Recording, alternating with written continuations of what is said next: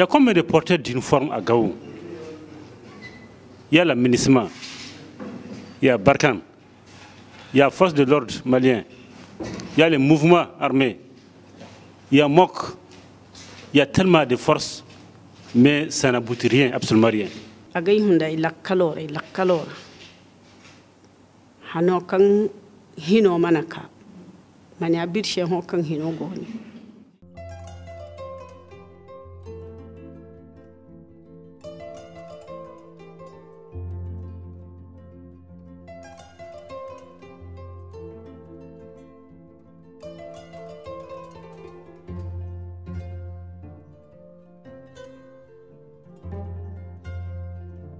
La région de Gao est au centre de la crise multidimensionnelle ayant frappé le Mali depuis 2012. L'arrivée des différentes forces nationales et internationales pour libérer Gao de l'occupation djihadiste en 2012 avait été saluée par les populations qui ont applaudi le retour timide de l'État et de leur armée. Mais aujourd'hui, face aux difficultés rencontrées par ces forces dans leur mission de restauration de la sécurité, ainsi que par la faible présence des autorités politiques et administratives dans les chefs-lieux de la région de Gao, la confiance entre les acteurs engagés dans la résolution de la crise et les populations locales est ébranlée. En effet, l'insécurité devient à la fois la cause et le symptôme d'un déficit de confiance entre l'État, les forces de défense et de sécurité, qu'elles soient nationales ou internationales, et les populations. Nous nous retrouvons aujourd'hui au niveau de notre région, à l'instar pratiquement de tout le pays, confrontés à une situation d'insécurité généralisée. C'est à créer une situation quand même d'instabilité communautaire et individuelle où le citoyen a perdu tout repère. Gao irga manga arajora ina bor filana wi ina bor filana motota ina bor filana hiyota iga ko iga har moko bore shiga har gendarme shiga har soje shiga har police shi ha kurshi tar. Depuis 2012 jusqu'à aujourd'hui, j'ai des camarades enseignants qui ne partent pas dans leur zone pour aller enseigner. Pourquoi? Parce qu'il y a l'insécurité. Très souvent, on est agressé, les gens l'ont dit ici, on est agressé par des gens qu'on n'arrive même plus à identifier. On voit qu'il y a tellement de mouvements qui circulent en ville. Matin, midi et soir, il y a des patrouilles. Alors qu'il y a des vols qui se passent encore ici à Gao. Donc on n'ose même pas parler de campements nomades. Chacun a une petite arme, il est au compte d'un mouvement. Et les chefs de mouvement, certainement, n'ont même pas une lisibilité sur leurs éléments. Nous sommes menacés. Nous sommes menacés par les djihadistes. Nous sommes menacés entre eux-mêmes, le mouvement armé. Dès que tu as une carte de mouvement armé, on t'amène à la gendarmerie, même en tant que voleur, le CV va s'arranger avec les chefs d'état-major de ce mouvement-là, et ils vont te laisser. Aujourd'hui, on nous dit qu'il faut aider Barkhane, aider l'aménagement. On ne peut pas les aider. D'autant plus que vous les aidez, ils prennent les gens et on les relâche encore. Ils viennent vous agresser. Comment vous allez les montrer? On a fait arrêter tant de bandits qui ont fait des trucs. Mais chaque fois qu'on les amène à la gendarmerie, à la police, on est déçu de ce qu'on nous dit. Je te le dis. Souvent on nous amène, est-ce que vous avez amené des enquêtes? Est-ce que vous avez fait ça? Est-ce que vous avez fait ça? Quand la police nous dit de faire des enquêtes, quel est le rôle de la police? Quel est le rôle de la gendarmerie? 2014, 2013, tu pouvais circuler. Il y avait même l'insécurité. Et tu sentais que l'insécurité, mais l'insécurité n'était pas directement liée à la population. Nos petits moutons avec lesquels on fait les baptêmes et autres, les tabaskis, sont déjà finis. Il ne reste plus que notre vie. Si vous pouvez nous défendre, défendez-nous. Dans le cas contraire, laissez-nous à la main de ces mouvements-là et des Moujao pour qu'ils puissent nous diriger. Que pendant l'occupation, en réalité, le produit le plus manquant aujourd'hui, qui est la sécurité, ils l'ont rétabli dans la ville et à l'extérieur de la ville. C'est ce sentiment qui a fait qu'aujourd'hui, chacun se dit, le retour du Mali, on s'attendait à mieux que ça. Il faut toujours espérer que, au fur et à mesure que l'État applique l'accord, au fur et à mesure que l'État se rapproche des populations, toutes ces formes d'insécurité, ces formes d'insuffisance, d'inquiétude vont s'effacer. Conçu comme un outil de réconciliation entre ex-belligérants, le mécanisme opérationnel de coordination, MOC, a une valeur de cohésion et de renforcement de la confiance entre ces différentes composantes. Il ressort des consultations qu'il existe un réel déficit de confiance accompagné d'un manque de communication et de compréhension entre les éléments du MOC eux-mêmes et entre eux et la population. Le patriotique, c'est l'entrée du boulevard de la paix et la réconciliation. Mais attention, un boulevard, il a des stops, il a des sens interdits, il a des ronds-points, il a des priorités à droite. Si on dit cohésion sociale, c'est au sein de l'armée. Parce que le MOC aujourd'hui constitue toutes les entités du Mali sans exception. Mais on voit un climat de méfiance qui se trouve entre les gens du MOC eux-mêmes. Il faut les briser. Il y a eu beaucoup de préalables qui ont été sautés dans l'installation du MOC. C'est pourquoi aujourd'hui nous nous retrouvons dans des problèmes. Des informations ont été données concernant le MOC et la mise en place du MOC. Mais ce n'est pas des informations détaillées qui peuvent permettre à la population de bien connaître le MOC en tant que tel. Dans la précipitation, on nous amène à faire ces DDR accélérés ou bien ces systèmes de regroupement pour effectuer ces patrouilles mixtes rapidement. Alors que nous-mêmes qui sommes désignés pour faire ces patrouilles mixtes, on n'est pas en sécurité. La situation qui prévaut au niveau du MOC alimente aujourd'hui l'insécurité qui se vit dans la région. Si on essaye d'amener la sécurité, et c'est là qui devrait amener la sécurité, amener l'insécurité, ça fait peur. Pourquoi les gens accusent le MOC? On a vu des agents du MOC, des éléments du MOC qui ont pris la main dans le sac. Le MOC a créé, ce n'est pas le MOC qui fait. Il y a des volets. Bien vrai, il y a des cas de MOC. Je suis d'accord sur ça. Mais on est en train d'empêcher ça et faire les sensibilisations pour ça, pour que ça finisse. Si le MOC est là pour nous, le MOC a une coordination. La société civile a ses représentants, ses leaders. Il y a de quoi communiquer entre nous souvent. Ce n'est pas seulement à l'Institut malien de faire seulement ces focus-là pour que nous nous entendions. Souvent, l'initiative doit être de nous-mêmes. Normalement, on doit se connaître, on doit collaborer, on doit partager les informations pour que la population adhère et collabore avec le MOC. C'est vrai que nous sommes les responsables du MOC, mais vous qui êtes leurs parents, il faut que vous aussi vous investissez pour que vraiment, ensemble, qu'on puisse avoir un MOC meilleur, des combattants qui étaient dans la déperdition qui se retrouvent.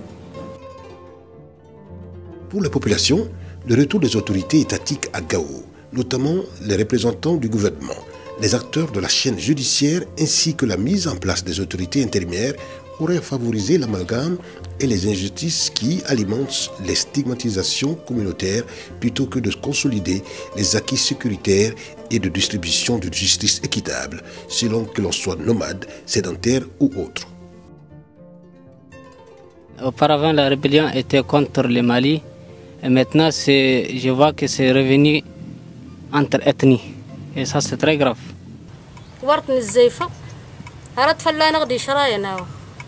Il n'y a pas de justice ici. Il y a beaucoup d'amalgames ici. Là. Les Soraïs, ils veulent la justice avec leurs mesures. Et les Arabes, c'est la même chose. Et les Touaregs, c'est la même chose. C'est ça la réalité.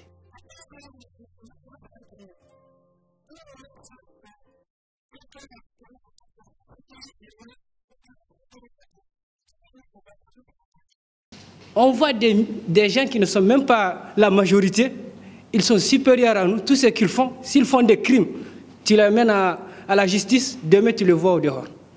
Nous avons toujours indexé, c'est-à-dire nos autorités, comme quoi ils ne sont pas justes à l'égard des populations.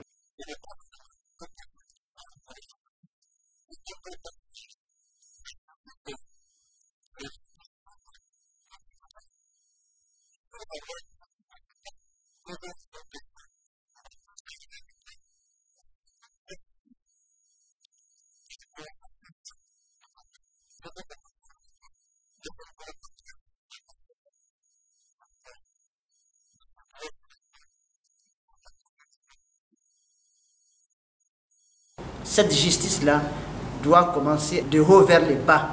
Ce n'est pas comme la démocratie, on dit il faut voter en bas pour aller en haut. Non. C'est la conséquence de cette corruption. Des années avant même cette rébellion, c'est la conséquence de ça que nous vivons aujourd'hui. même si 100 fois dans l'année, les braquages, les enlèvements de motos, les assassinats, c'est des tamasheks qui le font, on ne va pas dire que c'est l'ethnie tamashek. Si c'est des Arabes qui le font, on ne doit pas dire que c'est l'ethnie arabe. Tu veux trouver que c'est un gang de quelques 10 personnes, mais ce n'est pas pour ça qu'il faut dire que c'est les tamasheks. C'est des gens qui le font, ce n'est pas des tamasheks qui le font. Nous sommes dans un cycle de pardon. Ce n'est pas toujours la vérité, ce n'est pas toujours la justice qu'il faut voir. C'est le pardon. Selon les personnes consultées, la lenteur de la mise en œuvre de l'accord constitue aujourd'hui une autre source de tension. Elle dénonce de plus en plus la mauvaise foi des acteurs impliqués dans le processus et les cite également comme étant responsables de la méfiance entre populations de Gao. Chaque mouvement a ses chefs. C'est eux qui ont divisé la population.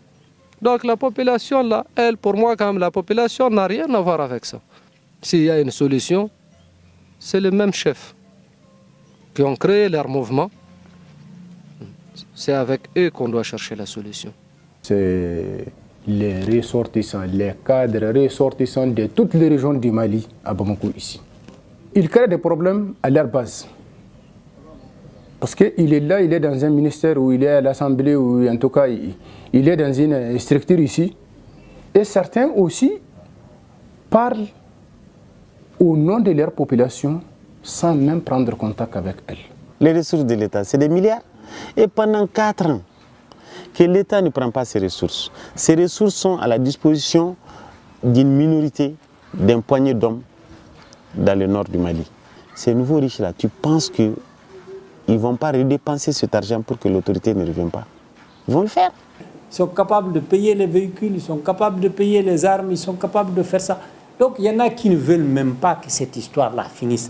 Parce qu'en dessous de ça, il y a un trafic énorme qui est en train de se passer. Regardez seulement la physionomie de Gao. Il y a des gens qui sont les acteurs de cette crise-là, qui continuent à être acteurs, mais qui sont dans tous les avantages de l'État, de cet État-là. Il faut arrêter. Ils sont logés, nourris, entretenus par cet État-là, sur le budget de cet État-là. Il y a autant de mouvements que de lettres de l'alphabet. Aujourd'hui, le problème autour de l'accord est devenu un grand commerce. C'est-à-dire aujourd'hui même, il y a une oligarchie qui vit de l'accord d'Alger aujourd'hui. C'est-à-dire qu'il y a certaines personnes, ça ne les arrange pas qu'il y ait la paix aujourd'hui. Je pense qu'ici, on doit écouter tout le monde, attendre qu'il y aura des naissances des mouvements, attendre qu'il y aura l'inclusivité, tout ça. Ça ne va jamais finir. Chaque personne, chaque groupe d'individus va s'y rebeller, avoir un mouvement de côté, demander les perdièmes, demander à être dans les airs, à être logé dans les hôtels et tout de suite. Il ressort de consultations qu'il existe des attentes structurées et profondes envers le processus de DDR de la part des populations qui ne le voient pas seulement comme un outil pour le retour à la paix, mais plutôt une solution miracle à beaucoup de leurs problèmes d'aujourd'hui. En effet, les différents mouvements de résistance perçoivent le processus de DDR comme une occasion pour l'État de reconnaître leur rôle dans la défense de Gao.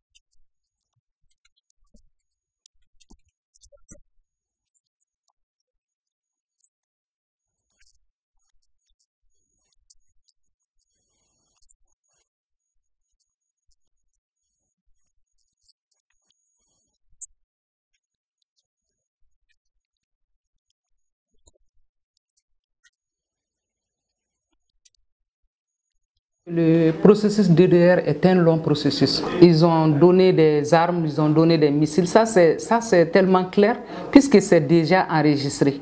Donc si c'est enregistré, donc il y a des critères. Si ces critères sont respectés, ces éléments seront pris en compte.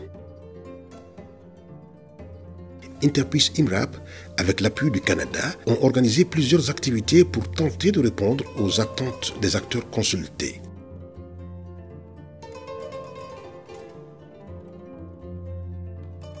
Il y a eu beaucoup d'avancées, même s'il y a toujours des difficultés.